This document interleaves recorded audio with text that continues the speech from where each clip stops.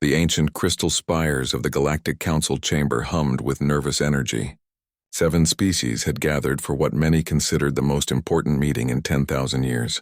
The chamber itself was a work of art, floating in the vacuum of space near the edge of the galaxy. Its walls were made of living crystal that changed colors based on the emotions of those inside. Right now they showed deep blues and purples, the colors of worry and fear. High Counselor Zeftar of the crystalline Zephyrians stood at the center of the circular chamber. His body was tall and thin, made of what looked like living diamond. When he spoke, his words came out as musical tones that the translation devices turned into understandable speech for the other species. "Fellow council members," Zeftar said, his voice like wind chimes in a gentle breeze, "we face a crisis unlike any we have seen before." The other council members shifted in their seats. The Aquarians, who looked like graceful dolphins made of water and light, rippled with concern. The Etherians, beings of pure energy who appeared as floating balls of soft light, dimmed slightly. The plant-like Verdani rustled their leaf-covered bodies, while the insect-like hive mind clicked their mandibles together in worry. "The star in the Kepler system is dying," Zeftar continued, "but it is not dying naturally. Something is making it collapse faster than it should. When it explodes, it will destroy 3 inhabited star systems. Billions of lives will be lost." A Verdani named Root Singer stood up slowly. Her voice sounded like wind through a forest. "We have run the calculations many times. Even with all our technology working together, we cannot save everyone. We need more ships, more resources, more hands to help." "That is why," said Counselor Tidewalker of the Aquarians, her liquid form shimmering. "We must do something we have never done before. We must ask for help from the newcomers." The chamber fell silent. The crystal walls shifted to gray, the color of uncertainty. "You mean the humans," stated Hive Queen Zaketh, her compound eyes reflecting the crystal light. "The violent ones who only recently learned to travel between stars." "They are primitive," agreed an Etherian named Lightbearer, his energy form pulsing slowly. "They still fight wars among themselves. They have only been in space for a few hundred of their years." Zeftar raised one crystalline hand. "Yes, they are young and crude, but they have many ships and are not afraid of dangerous work. They might be able to help evacuate planets while we handle the delicate scientific work." The Council had been watching humanity for 50 Earth years. What they saw often confused them. Humans fought each other over resources, ideas, and territory. They built weapons that could destroy their own planet. They polluted their environment and argued about how to fix it. To the ancient species of the galaxy, humans looked like violent children playing with dangerous toys. But humans also did strange things. They risked their lives to save complete strangers. They spent massive amounts of resources to rescue a single person trapped in a cave or lost at sea. They created beautiful art, music, and stories. They loved their families and friends with an intensity that the logical council species found both touching and bewildering. "We could invite a small human delegation," suggested Rootsinger. "Perhaps 3 or 4 of their diplomats. We can explain the situation and ask if they wish to help. It would be good practice for them to attend a real galactic meeting." "Where should we hold this meeting?" asked Tidewalker. "Harmony's Rest," replied Zeftar immediately. "It has been our neutral meeting place for thousands of years. It represents everything peaceful and civilized about our alliance." Harmony's Rest was a beautiful space station that floated between 2 purple stars. It was built like a giant flower, with petals made of transparent metal that let in the soft starlight. Inside, everything was designed for quiet conversation and gentle negotiation. The gravity was low, the air was filled with calming scents, and the lighting was soft and warm. The station had hosted peace treaties, trade agreements, and cultural exchanges for millennia. No weapon had ever been fired there. No harsh word had ever been spoken in anger within its walls. It was a symbol of everything the Galactic Council stood for: peaceful cooperation, logical discussion, and civilized behavior. "I will write the invitation myself," said Zeftar. "We must be careful with our words. Humans are known to misunderstand things." Over the next few hours, the Council crafted their message. They tried to use simple words that human translation computers could easily understand. They explained about the dying star and the danger to billions of lives. They asked if humanity would like to send representatives to discuss how they might help. The message was polite and formal, the way all council communications were. It invited Earth to send appropriate diplomatic personnel to attend an urgent consultation regarding a galactic emergency. They set the meeting for one Earth month in the future, which they thought was plenty of time for humans to choose their representatives and travel to Harmony's Rest. "Do you think they will come?" asked Lightbearer. "Of course they will," replied Hive Queen Zaxth. "Humans are curious creatures. They cannot resist being included in something important." "I wonder what their diplomats will be like," mused Tidewalker. "The reports say they are smaller than most of us and they wear artificial coverings on their bodies." "Clothing," corrected Root Singer, who had studied human culture more than the others. "They call it clothing. They use it for protection and decoration."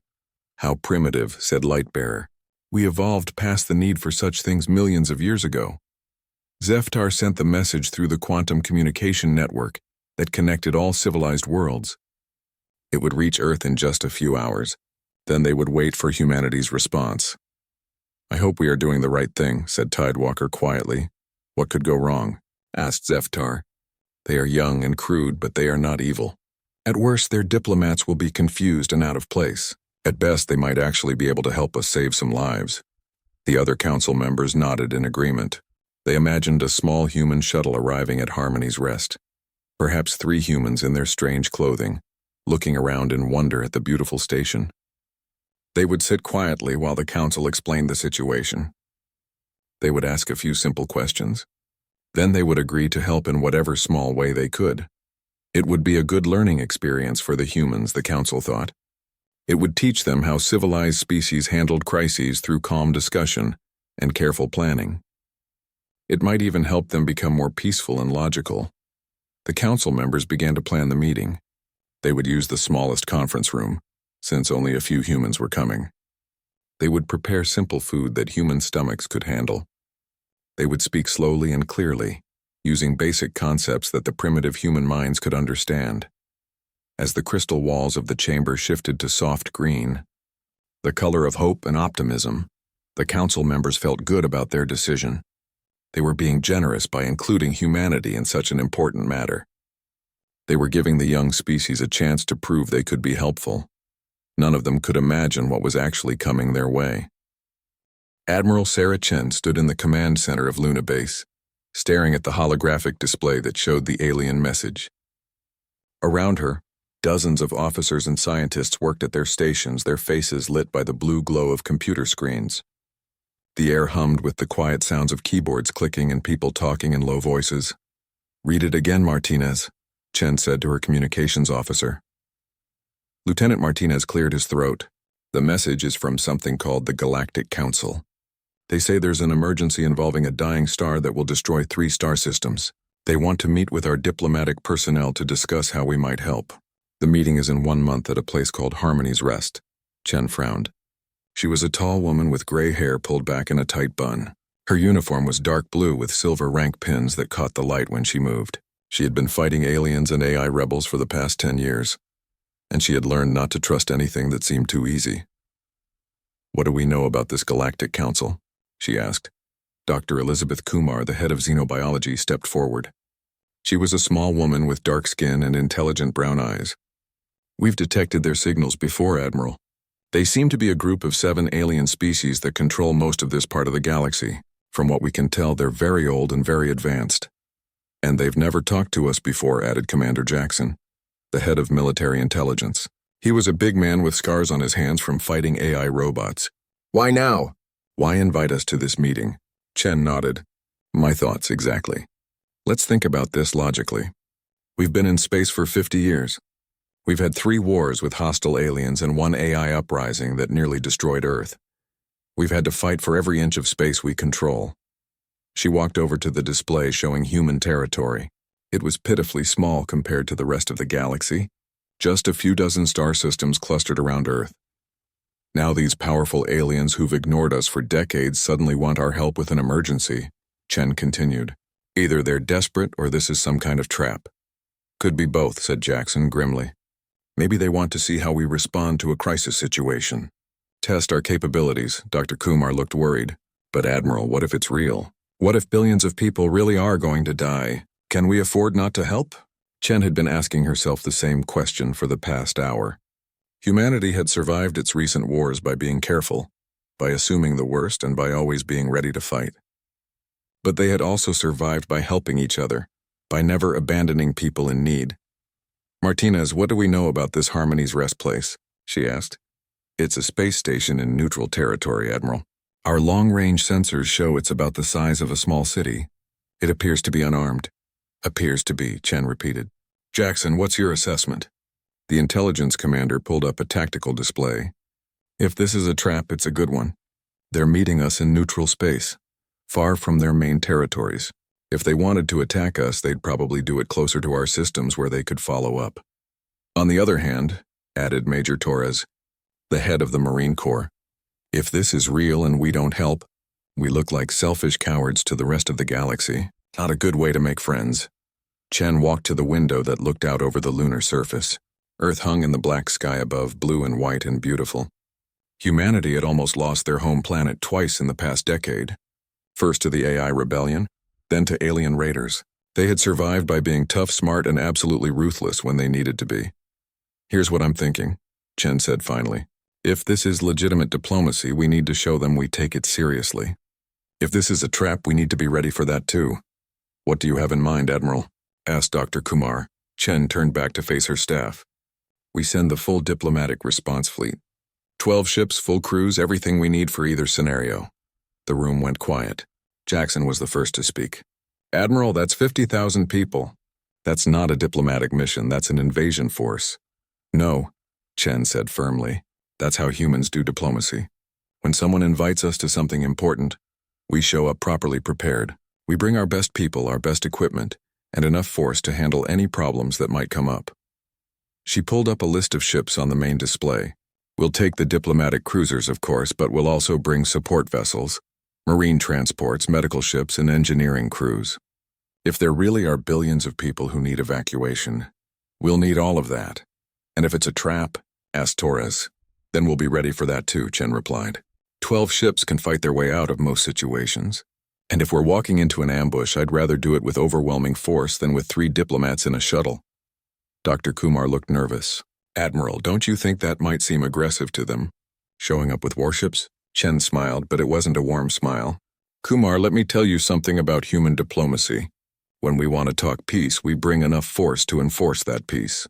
When we want to make friends, we prove we're worth being friends with. And when someone asks for our help, we show up ready to actually help. The Admiral's right, said Commander Wilson from the engineering section. If there really are 3 star systems about to be destroyed, they'll need massive evacuation efforts. Hospital ships, transport vessels, construction crews to build refugee camps. We can't do any of that with a 3-person diplomatic team. Chen nodded. Exactly. We'll bring full medical facilities, enough transport capacity for millions of refugees, and emergency supplies to last for months. If this is real, we'll be the most helpful guests they've ever had. And if it's not real, asked Jackson, then we'll be the most dangerous guests they've ever had, Chen replied. Either way, they'll remember us. Over the next few hours, Chen and her staff planned the mission. They would bring their newest ships, their best crews, and enough supplies for any emergency. The Marines would be in full dress uniform but carrying combat gear. The diplomats would be polite and professional, but backed by enough firepower to level a continent. One more thing, Chen said as the meeting was ending. I want full ceremonial honors for this meeting. Dress uniforms, honor guards, the works. If we're representing humanity to the galaxy for the first time, we're going to look like we belong there. Yes, ma'am, replied Major Torres. Should we bring gifts? It's traditional in human diplomacy. Good thinking. Bring some of our historical artifacts. Military decorations, weapons, battle flags. Things that show our heritage and our capabilities. Dr. Kumar raised her hand. Admiral, those might seem threatening to peaceful aliens. Kumar, Chen said patiently. In human culture, showing someone your weapons is a sign of trust. It means you're not afraid of them, and you respect them enough to be honest about your capabilities. Most aliens should understand that concept. As her staff left to prepare for the mission, Chen stayed behind in the command center. She looked out at Earth again and thought about the choice she was making. 50,000 people was a lot to risk on what might be a trap. But if it was real, if billions of lives really were at stake, Then humanity needed to respond with everything they had. She thought about the wars humanity had fought, the friends they had lost, the enemies they had defeated. Humans had learned to be suspicious, to be careful, to always expect the worst. But they had also learned to help each other, to never give up, and to face any challenge with courage and determination. Martinez, she called to her communications officer, send a reply to the Galactic Council. Tell them we accept their invitation and we'll see them at Harmony's Rest in 1 month. Should I mention how many ships we're bringing, Admiral? Chen thought for a moment. No, let it be a surprise. They invited Earth to send diplomatic personnel. We're sending our diplomatic personnel. They'll find out what that means when we get there. As the message sped across space toward the Galactic Council, Chen began the final preparations for humanity's first major diplomatic mission. She had no idea that on the other side of the galaxy, 7 alien species were expecting 3 humans in a small shuttle. She only knew that when humans were invited somewhere important, they showed up ready for anything. The galaxy was about to learn what human diplomacy really looked like.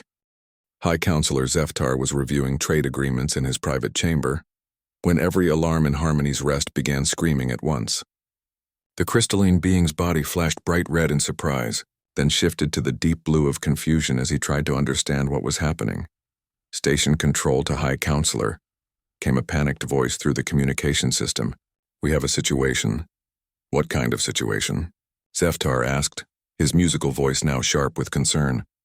Sir, we have multiple contacts dropping out of hyperspace. Large contacts. Very large. Zeftar rushed to the nearest observation deck, his crystal feet clicking against the station's smooth floors. Through the transparent aluminum windows, he could see space itself seeming to tear open as 12 massive shapes emerged from hyperspace. What he saw made his crystalline form go completely transparent with shock. The human ships were enormous. Each one was the size of a small moon, bristling with weapon systems and sensor arrays. They moved in perfect formation, their hulls dark gray with blue running lights that pulsed like heartbeats. The smallest ship in the formation was larger than the biggest vessel the Council had ever built. By the eternal crystals, Zeftar whispered. Station Control's voice came through again, higher pitched now with fear. Sir, the lead ship is requesting permission to dock. They're asking for berth space for 200 personnel. 200? Zeftar's voice cracked like breaking glass. They said they were sending diplomatic personnel. This is not a diplomatic mission. This is an invasion fleet. Emergency lights began flashing throughout Harmony's Rest as automated systems detected the massive energy signatures of the human ships. The station's own sensors, designed to monitor the gentle energy patterns of Council vessels, were being overwhelmed by the raw power output of human fusion reactors and quantum computers. In the main Council chamber, the other species were gathering in panic. Tidewalker of the Aquarians was rippling with fear, her liquid form losing cohesion around the edges. The Etherian Lightbearer was flickering like a candle in the wind. Rootsinger of the Verdani had turned autumn colors, her leaves rustling with anxiety. What is the meaning of this? Demanded Hive Queen Zacht, her compound eyes reflecting the flashing alarm lights. You said they would send 3 diplomats in a small shuttle. That's what every civilized species does, Zeftar replied, his voice now sounding like wind through broken crystal. How was I supposed to know they would bring an armada? The station's main screen activated, showing the lead human ship in detail. It was a massive wedge-shaped vessel with the words UES Indomitable written on its hull in letters larger than most Council ships. Weapon ports lined its surface like the eyes of some ancient predator. At its bow was a symbol showing an eagle clutching arrows and an olive branch. Harmony's Rest Control. This is Admiral Sarah Chen of the United Earth Space Navy, came a voice through the communication system. The translator made it sound calm and professional, but there was an undertone of barely contained power that made all the Council members shiver. We are here for the diplomatic meeting as requested. Permission to dock requested for myself and my cultural attaché team. We come in peace and look forward to productive discussions. Zeftar looked around at his fellow Council members. The crystal walls of the chamber had turned black, the color of absolute terror. Cultural attaché team, whispered Lightbearer. How many beings does it take to attach culture? Station Control, Zeftar said, trying to keep his voice steady. Ask them how many beings are in their cultural attaché team. A moment later, the human voice responded. 200 personnel as requested. We've brought our best diplomatic staff, military advisors, cultural specialists, and security team. We're fully prepared for any scenario. The Verdani root singer made a sound like wind through dying leaves. Security team? They brought warriors to a peace meeting? And military advisors, added Tidewalker, her aquatic form now barely holding together. They're treating this like a war council. On the screen, smaller ships began launching from the human vessels. These small ships were still larger than most council diplomatic vessels. They moved with mechanical precision toward Harmony's Rest, their engines glowing blue-white with barely contained energy. "Sir," came Station Control's voice again. "They're requesting the largest conference room available. They also want to know if our docking bays can handle their assault shuttles." "Assault shuttles?" Zeftar's crystalline form began vibrating with panic. "They're bringing assault shuttles to a diplomatic meeting? What should I tell them, sir?" Zeftar looked around at his fellow council members. They were all staring at him with expressions of terror and disbelief. The station's sensors were still screaming warnings about the massive energy signatures approaching them. Tell them, yes," Zeftar said finally. "Give them whatever they want. And send an emergency message to all council homeworlds. Tell them we may be under attack." "Under attack?" said Hive Queen Zakth. "But they said they come in peace." "So do all conquerors," replied Lightbearer grimly. "No one ever says they come in war." The first human shuttle docked with Harmony's Rest 30 minutes later. The station shook slightly from the impact even though the docking was technically perfect. The humans had simply brought a shuttle so large and heavy that the station's delicate docking systems had never been designed to handle it. Through the station's internal sensors, the council watched as the airlock opened and humans began to emerge. What they saw made them even more terrified. The humans were wearing uniforms that were clearly military in design. Dark blue fabric covered with metal decorations, insignia that obviously denoted rank and combat experience, and ceremonial weapons hanging at their sides. They moved with the disciplined precision of trained warriors, their eyes constantly scanning their surroundings for threats. At their head walked Admiral Chen herself. She was tall for a human, her gray hair pulled back severely, her uniform immaculate and covered with ribbons and medals. At her side hung a ceremonial sword that gleamed under the station's lights. Behind her came others in similar uniforms, all carrying themselves like professional soldiers. "By the void," whispered Root Singer. "They're all warriors. Every single one of them." The humans moved through the station's corridors like a military formation. They didn't seem hostile exactly, but they radiated an aura of barely contained violence that made the station's peaceful atmosphere feel suddenly fragile. Their boots made sharp clicking sounds on the floors.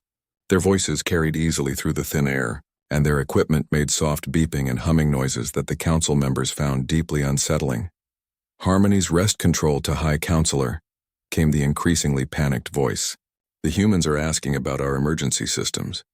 They want to know our evacuation procedures, our defensive capabilities, and the locations of all vital systems. They're planning to take over the station," said Tidewalker, her liquid form now barely visible as she tried to hide behind her chair. "Or they're planning to destroy it," added Lightbearer. Zeftar was about to respond when his personal communicator activated. Admiral Chen's face appeared on the small screen, and even through the alien technology, her presence was intimidating. "High Counselor Zeftar," she said, her voice calm but carrying an undertone of absolute authority. "I'm Admiral Chen, commander of the Earth Diplomatic Mission. We're honored to be here and ready to begin discussions immediately. My team has some questions about the tactical situation regarding the stellar emergency you mentioned."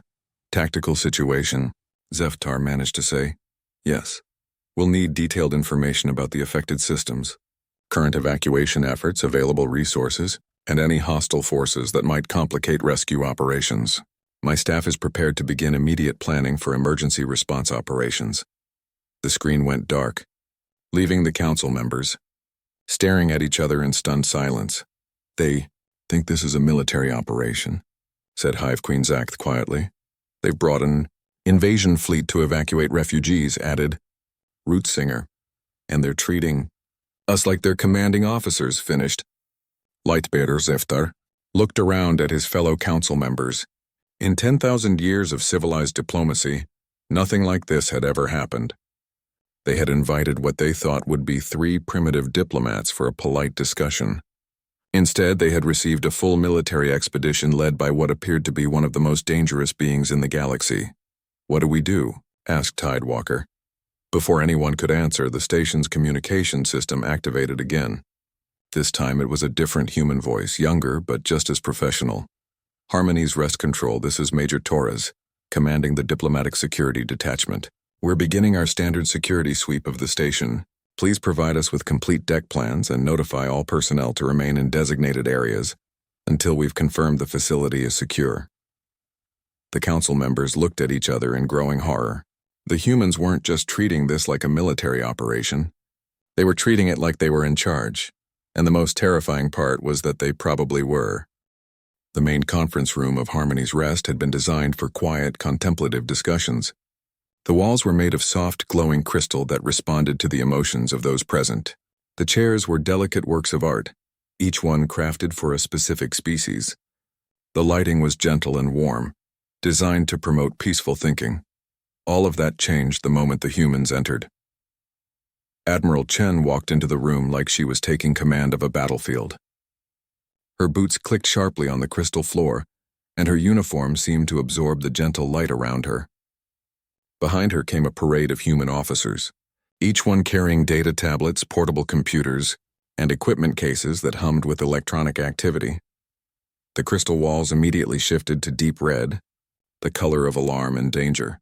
"Good morning, honored council members," Admiral Chen said, her voice cutting through the room's carefully designed acoustics like a sword through silk. "I'm Admiral Sarah Chen, and this is my staff. We're here to help resolve this crisis as quickly and efficiently as possible."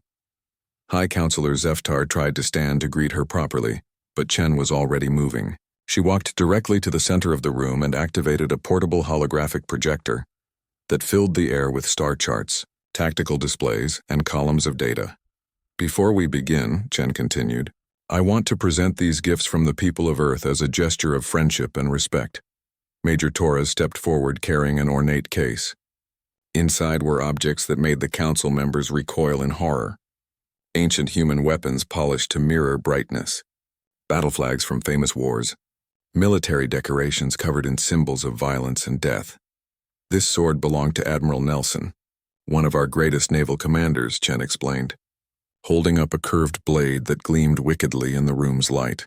"These medals are from our most decorated soldiers, and this flag flew over our forces during the Battle of Earth against the AI uprising." The Aquarian Tidewalker made a sound like water boiling. The crystalline Zeftar turned completely transparent with shock. The plant-like Verdani rustled her leaves so violently that several fell to the floor.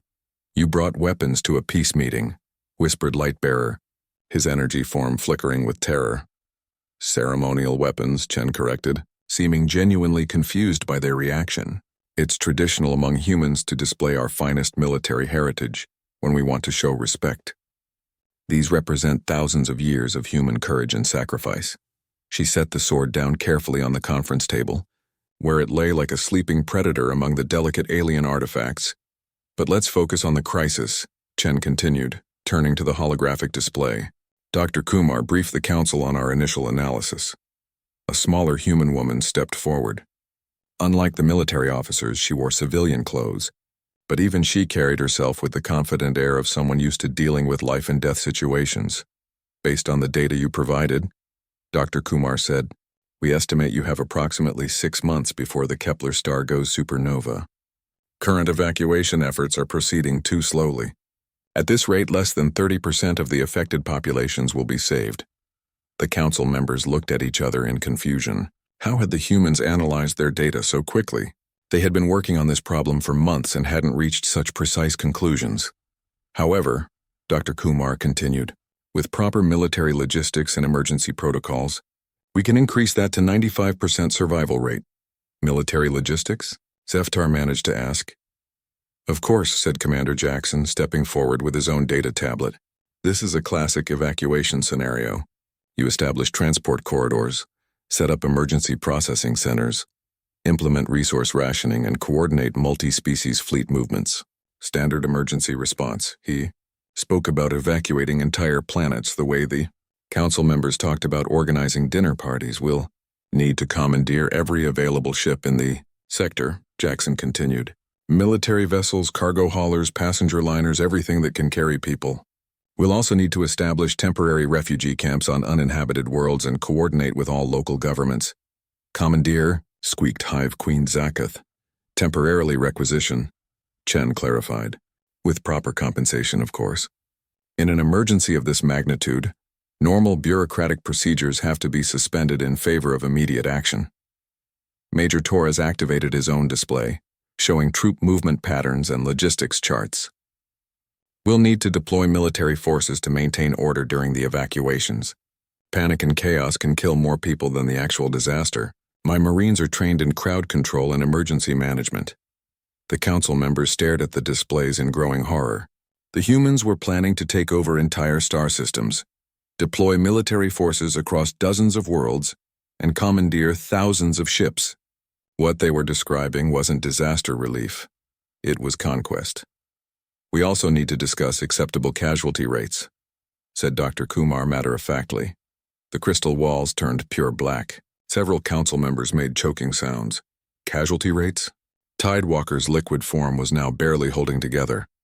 Unfortunately, Kumar explained, in any operation of this scale, some losses are inevitable. We estimate we can keep total casualties below 5% if we act quickly and decisively. That's remarkably good for an operation of this complexity. She spoke about the deaths of millions of beings the way someone might discuss the weather. 5%, Lightbearer whispered. You're planning for millions to die. We're planning to save billions, Chen corrected firmly.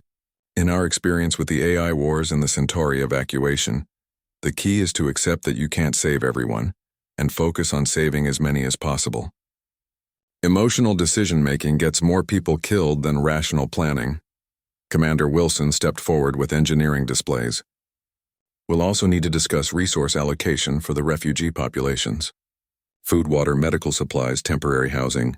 My logistics teams can handle supply chains for up to 50 million refugees per sector, but we'll need local cooperation. 50 million refugees per sector? Rootsinger's leaves were now completely brown with terror.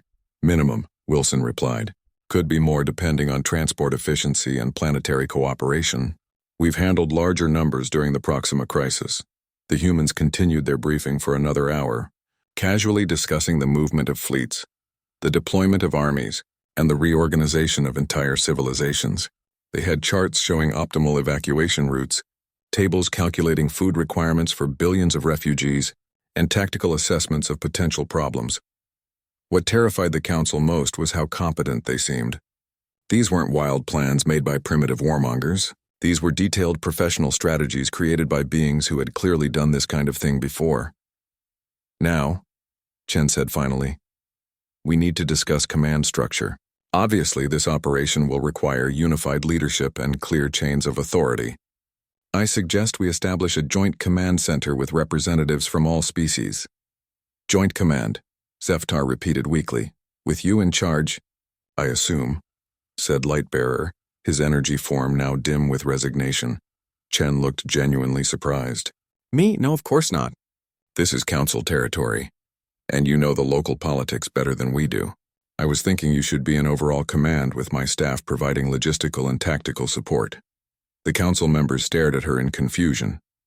After an hour of listening to humans plan the takeover of half the galaxy, she was suggesting that the council should be in charge?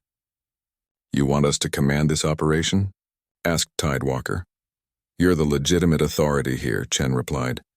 We're just offering assistance, though I do recommend that you give my people broad operational authority to handle the technical aspects.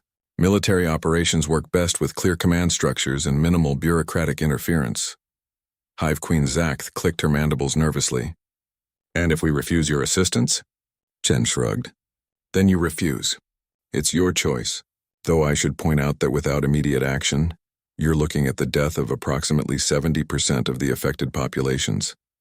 She said it calmly, without threat or pressure. Just a simple statement of fact that carried the weight of absolute certainty. We need time to discuss this, Zeftar said quickly. Of course, Chen replied, but not too much time. Every day we delay means fewer people we can save. I'll have my staff prepare detailed operational plans while you deliberate. As the humans filed out of the conference room, their equipment humming and their boots clicking. The council members sat in stunned silence. The crystal wall slowly shifted from black to gray, the color of uncertainty and fear. They had invited humanity to a diplomatic discussion about a crisis. Instead, they had received a comprehensive military briefing on how to reorganize galactic civilization. And the most terrifying part was that the human plans would probably work. The question now was whether they dared to let them try. The emergency council session lasted only 15 minutes. That was the shortest major decision in galactic history. High Counselor Zeftar called for the vote with his crystalline voice shaking like wind chimes in a hurricane. All in favor of accepting human assistance with full operational authority? 7 hands, tentacles, energy forms, and crystalline appendages rose immediately. Motion carried unanimously, Zeftar announced, though his voice cracked on the last word. The truth was simple and terrifying. They were all too scared to say no. 30 minutes later, Admiral Chen received the council's decision with what appeared to be genuine pleasure. "Excellent," she said, her smile actually seeming warm for the first time since she'd arrived. "My staff will begin immediate implementation. We should have the first evacuation fleets moving within 72 hours. 72 hours. Tidewalker's aquatic form rippled with shock. "We've been planning this for months and haven't even finished the preliminary studies." "Different approach," Chen replied. "We plan while we act. Time is lives in a situation like this." What followed was the most efficient disaster response in galactic history, and the most terrifying display of human organizational capability any of the council species had ever witnessed. Within 6 hours, human ships had spread throughout the affected star systems. They didn't ask permission from local governments. They simply arrived and began working. Admiral Chen had been right about one thing. In an emergency, bureaucratic procedures were a luxury no one could afford.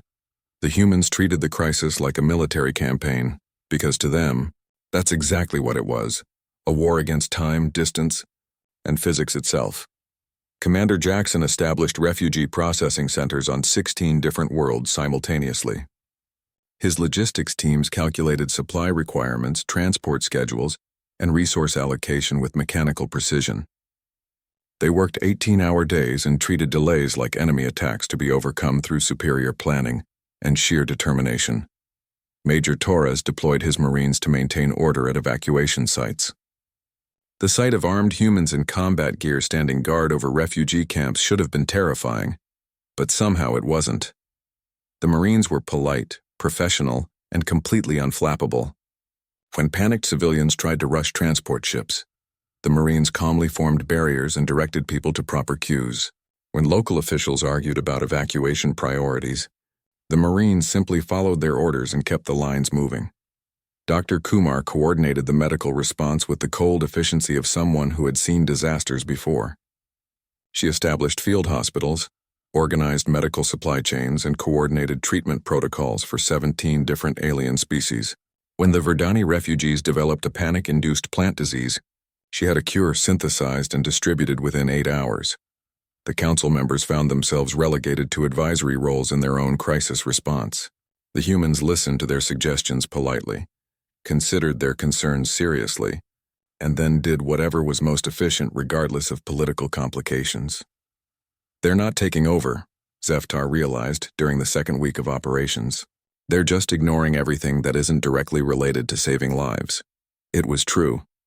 The humans had no interest in galactic politics, territorial disputes, or ancient cultural traditions. They cared about transport capacity, supply chain efficiency, and casualty rates. Everything else was irrelevant background noise. "Look at these numbers," said Lightbearer, reviewing the daily reports. "They've evacuated more people in 2 weeks than we managed in 6 months of planning." The statistics were staggering. Human efficiency was like nothing the galaxy had ever seen. They moved entire populations with the smooth precision of a machine, coordinating thousands of ships, millions of personnel, and billions of refugees without apparent effort. But it was the small details that truly unsettled the council members. Human transport ships were Spartan and functional, designed to carry maximum people with minimum comfort, but every ship also carried what the humans called morale supplies, entertainment systems, games for children, musical instruments, and art supplies. The humans understood that keeping people's spirits up was just as important as keeping their bodies alive. Human military rations were designed for maximum nutrition and minimum storage space. But human supply officers also made sure that refugee camps had access to foods that each species actually enjoyed, not just what they needed to survive. They studied alien cuisines and recreated familiar tastes using available ingredients. Human Marines were trained for combat and crowd control, but they also carried toys for frightened children, learned basic phrases in dozens of alien languages, and somehow always knew exactly what to say to calm panicked refugees. They're not just efficient, Rootsinger observed. They're kind. Ruthlessly, systematically kind. The evacuation proceeded ahead of schedule. The Kepler star was still months away from going supernova, but the affected systems were already nearly empty. Billions of beings had been moved to safety with a casualty rate of just under 2%, far better than even the humans had predicted. And then came the real surprise. Admiral, Dr. Kumar reported during the final week of operations, "We have a problem with the refugee camps." Chen looked up from her tactical displays. "What kind of problem?" "The refugees don't want to leave," it was true. The temporary camps that the humans had established as emergency housing had somehow become thriving communities. The efficient supply chains had turned into trade networks. The emergency housing had been expanded into permanent settlements. The different species, forced together by circumstances, had started to interact in ways they never had before. The Aquarians and the Verdani have formed some kind of symbiotic agriculture system, Kumar continued. The Etherians are teaching energy manipulation to anyone who wants to learn. The hive minds have started sharing their collective processing power with other species' computers. They're not acting like refugees anymore. They're acting like colonists.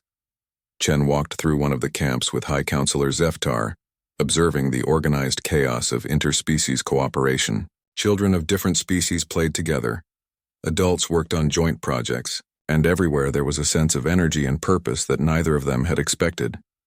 "This is not how refugee camps usually work," Zeftar observed. "No," Chen agreed.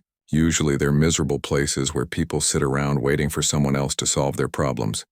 But these people aren't waiting anymore. They're building something new." As they watched, a group of young Verdani were teaching human children how to grow food using living plant networks. Nearby, Etherian energy beings were showing Aquarian engineers how to power water purification systems using ambient stellar radiation. At the camp's center, a mixed-species council was planning the construction of permanent facilities. "What happens now?" Zeftar asked. Chen shrugged. "That's up to them. Our job was to get them to safety. What they do with that safety is their choice."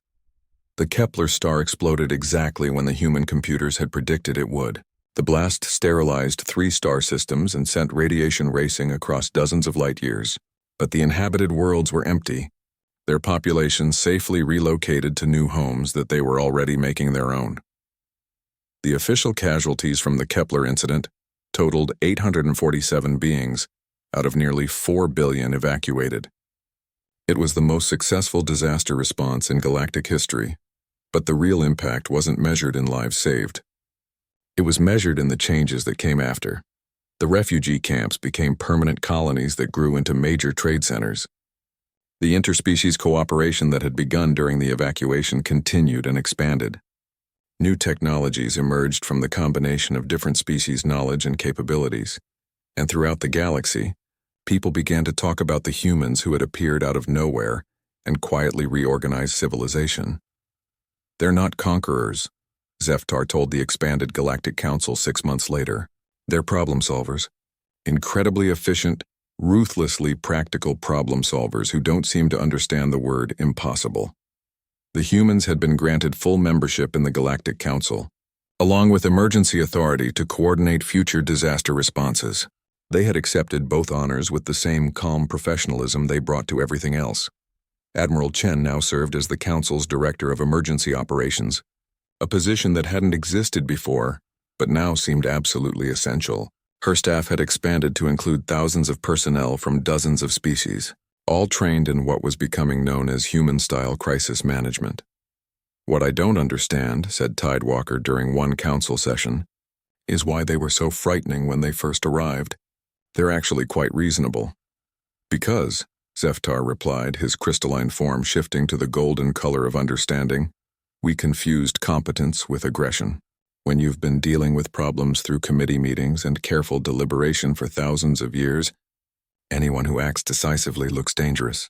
He paused, watching through the chamber's windows as human ships moved through space with their characteristic efficiency and purpose. Thank you for watching and comment for next part.